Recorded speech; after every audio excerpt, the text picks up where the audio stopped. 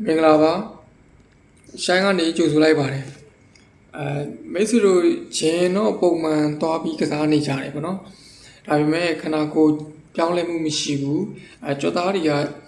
မိတ်ဆွေတို့ထင်တာထက်ပိုပြီးတော့ကြီးထွားမှုနှုန်းကလျော့နေတယ်ဒါမှမဟုတ်လုံးဝကြီးထွားမှုမရှိဘူးလို့ကိုထင်နေတဲ့မိတ်ဆွေတွေအတွက်ကျွန်တော်ဒီနေ့ဒီဗီဒီယိုဖိုင်လေးကိုလိုအပ်ခြင်းဖြစ်ပါတယ်ပထမဆုံးအနေနဲ့ကျွန်တော်အချက်9ချက်နဲ့ပြောမှာပေါ့နော်ဘာဖြစ်လို့လဲဆိုတော့ကျွန်တော်တို့ကဒီအချက်တွေကလွယ်တယ်ဆိုပေမဲ့တီလဲတီနေတယ်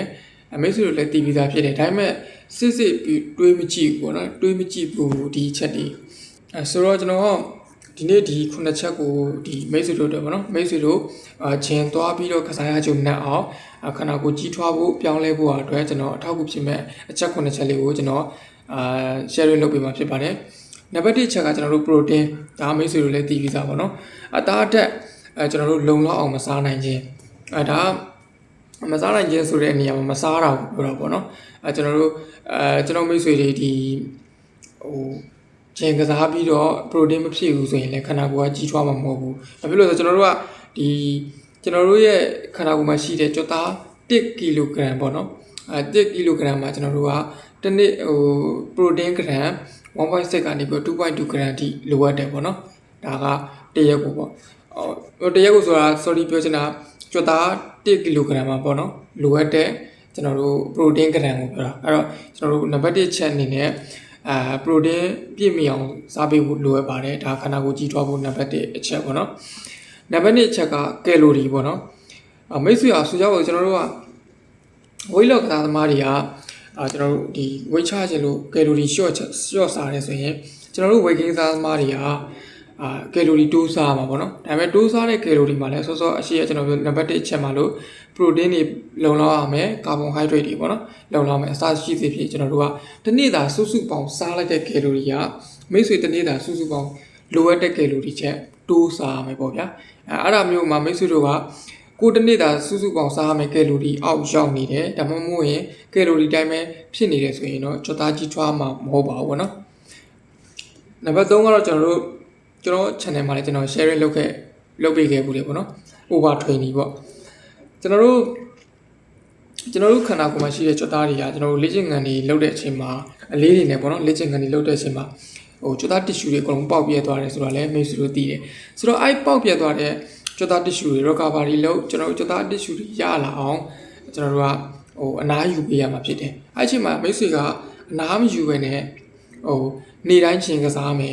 ်နော်နေတိုင်းချင်းကစားမယ်ဆိုရင်ကြွသားမှာလည်းကျွန်တော်တို့ချမ်းဖြစ်တယ်ပေါ့နော်သူ့ကိုအနားမပေးတဲ့အတွက်ကျွန်တော်တို့ချမ်းဖြစ်သွားတယ်အနားယူမှုမရှိဘူးအဲ့တော့ recovery လုပ်ဖို့အချိန်မရှိဘူးအဲ့တော့မိတ်ဆွေကြွသားတွေကချမ်းဖြစ်ပြီးတော့ကြီးထွားမလာတော့ဘူးပေါ့နော်ဘာလို့လဲဆိုကျွန်တော်တို့ကကြွသားအုပ်စုတစ်မျိုးကိုကစားပြီးသွားရဆိုရင်အနည်းဆုံး2ရက်လောက်တော့ပေးနာတင်တယ်ဥပမာဆိုကြပါစို့မိတ်ဆွေကဒီနေ့အောက်ပိုင်းထိုင်လိုက်တယ်အောက်ပိုင်းထိုင်လိုက်ဆိုမနေ့ပြန်ကြရင်အပေါ်ပိုင်းကစားမယ်တစ်ပတ်ခါကြရင်နားမယ်အဲ့ဆိုရင်နောက်တစ်ခါကျမှအောက်ပိုင်းကိုပြန်ထိုင်မယ်အဲ့လိုမျိုးပေါ့နော်ကျွန်တော်တို့48နာရီတော့တေချာပေါက်ပေးနာရတယ်ပေါ့နော်တစ်ပတ်မှာအဲ့လိုပုံစံမျိုးကြွသားအုပ်စုတစ်ခုကိုကစားပြီးသွားပြီဆိုရင်သူ့ကို recovery ဖြစ်ဖို့2ရက်ပေါ့နော်48နာရီနားတင်ပါတယ်ဒါကနံပါတ်3ချက်ပေါ့ over training မဖြစ်အောင်နောက်နံပါတ်4ချက်ကတော့ကျွန်တော်တို့အိတ်ချိန်ပေါ့နော်ဒါကအိတ်ချိန်ကမိတ်ဆွေတို့ကျွန်တော်ပြောရမှာနော်ကျွန်တော်တို့ချိန်ထဲမှာဖြည့်ဆည်းထားတဲ့ကြွသား tissue တွေနောက်ပြီးကျွန်တော်တို့ကြွသား tissue တွေကိုကြွသား tissue အသစ်တွေရအောင်စားပေးလိုက်တဲ့ကျွန်တော်တို့အာဟာရတွေအဲ့နှစ်ခုကိုကျွန်တော်တို့အနားယူအိပ်ပြီးတော့အနားတဲ့အချိန်မှာကျွန်တော်တို့ခန္ဓာကိုယ်က growth hormone လို့ခေါ်တဲ့ကြီးထွား hormone တွေထုတ်ပေးပြီးတော့ recovery ပြန်လုပ်တယ်အဲ့အချိန်မှာမိတ်ဆွေကတညကိုကျွန်တော်တို့အိပ်ရမယ့်အချိန်က9နာရီကနေပြီးတော့9နာရီကြာမဖြစ်မနေအိပ်ပေးရမှာပေါ့နော်ဒါမှကျွန်တော်တို့ recovery လုပ်ပြီးတော့ဒီကြွသားကြီးထွားဖို့ကြွသား tissue အသစ်တွေရဖို့ဖြစ်စဉ်တွေကပြုလုပ်လို့ရမှာဖြစ်တယ်ပေါ့အဲ့အချိန်မှာမိတ်ဆွေကမအိပ်ဘူးနောက်ပြီးအိပ်တာအရင်နောက်ကြရဲဆိုရင်တော့အရင်နောက်ကြရဲဆိုတာမနေ့ခင်းနေမှာအိပ်တာပေါ့နော်အဲ့လိုပုံစံမျိုးတွေမှာအိပ်တယ်ဆိုရင်တော့ဒီကြွသားကြီးထွားဖို့အတွက်ပြဿနာရှိနိုင်ပါတယ်ရှိနိုင်တာမဟုတ်ကြီးထွားဖို့နှောင့်နေတယ်အားနေတယ်ပေါ့ဗျာအဲ့လိုပုံစံမျိုးပေါ့နော်နံပါတ်5အချက်ကတော့အလေးချင်းမှုပုံစံဘာလို့ဆိုတော့ကျွန်တော်တို့ကကြွသားကြီးရှင်နေပြောပြီးတော့ကျွန်တော်တို့ဒီ progressive overload လို့ခေါ်တဲ့ weight train ဒီအလေးဝင်တို့လေ့ကျင့်ခန်းတွေမလုပ်ဘူးဆိုရင်နောက်တစ်ခုကကျွန်တော်တို့ဒီ အကြော့ရည်တွေပေါ့နော်အကြော့ရည်တွေမပြည့်ဘူးဆိုရင်နောက်ပြီးကျွန်တော်တို့compound exercise တွေကိုထည့်ပြီးတော့မကစားဘဲနဲ့ဒီ isolation isolated ဖြစ် iso exercise တွေပေါ့နော်အဲ့ဒါတွေကိုပဲအများဆုံးကျွတ်သားမာဆယ်တွေကွဲခြင်းသောအားကြီးနဲ့ပေါ်ခြင်းသောအားကြီးနဲ့ဒီ isolation ကနေပဲကစားနေတယ်ဆိုရင်တော့ကျွတ်သားကြီးထွားဖို့ခန္ဓာကိုယ်ကြီးထွားဖို့ကနောက်နေမှာဖြစ်ပါတယ်ဒီနေရာမှာကျွန်တော်ကဒီcompound exercise တို့ iso exercise တို့နည်းနည်းလေးရှင်းပြမယ်ပေါ့နော်နောက် video file နေမှာဆိုရင်တော့ကျွန်တော် channel မှာကျွန်တော်ဒီ exercise တွေနဲ့ပတ်သက်ပြီးတော့အချက်တဝင်းကျွန်တော် video file လေ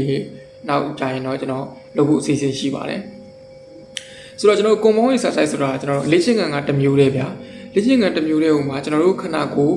်အစိတ်ပိုင်းတစ်ခုတည်းပို့ပြီးတော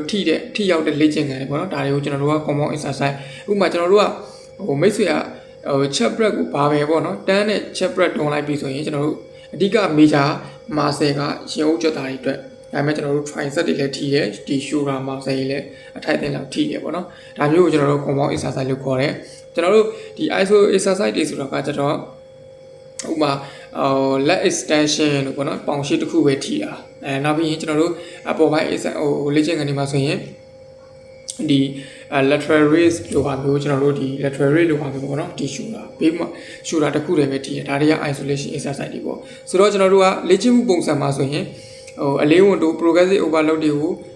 အလေးဝန်တို့လေ့ကျင့်ခန်းတွေကိုလုပ်ပြရမယ်နောက်ပြီးကျွန်တော်တို့အကြော့ရည်တွေပြည့်ရမယ်ပေါ့နော်နောက်တစ်ခုကကျွန်တော်တို့ compound exercise တွေကိုပအောင်ကစားပြရမှာဖြစ်ပါတယ်ဒါနံပါတ်5အချက